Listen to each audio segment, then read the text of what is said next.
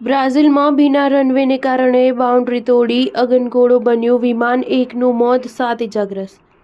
બ્રાઝિલમાં મોટી વિમાન દુર્ઘટના સર્જાઈ હતી. સાઓ પાઉલોના શહેર ઇબાતુબામાં એક નાનું વિમાન ભીના રનવેને કારણે બાઉન્ડ્રી તોડીને રોડ પર ક્રેશ થયું હતું. આ દુર્ઘટનામાં એકનું મોત અને 7 લોકો ઇજાગ્રસ્ત થયા હતા.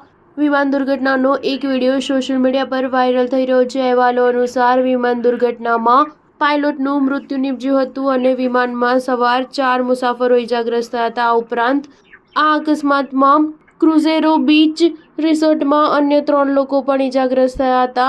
ઉબાતુબા એરપોર્ટની કનેક્શન કંપની રેડે વોઆના જણાવ્યા અનુસાર હવામાનની સ્થિતિ સારી ન હતી. આ અકસ્માત વરસાદ અને ભીના રનવેના કારણે સર્જાયો હતો. જો કે બ્રાઝિલની વાયુસેનાએ અકસ્માતનું કારણ જાણવા માટે ટેકનિશિયન અને નિષ્ણાતોની ટીમ ઘટના સ્થળે પહોંચી છે. અગાઉ 24મી ડિસેમ્બર 2024ના રોજ બ્રાઝિલના સાઓ પાઉલો રાજ્યના રહેણાંક વિસ્તારમાં વિમાન ક્રેશ થતાં એક સગીર સહિત 5 લોકોના મૃત્યુ નિપજ્યા હતા. આ વિમાન સિંગલ એન્જિન RV-10 હતું, જેમાં પાયલટ અને 3 મુસાફરો માટે બેઠક વ્યવસ્થા હતી. સપ્ટેમ્બરની શરૂઆતમાં એમેઝોનાસ રાજ્યના બાર્સેલોસ શહેર નજીક એક વિમાન ક્રેશ થયું હતું, જેમાં 14 લોકો માર્યા ગયા હતા. સ્ટાર ન્યૂઝ 7 હંમેશા સચ્ચાઈની સાથે.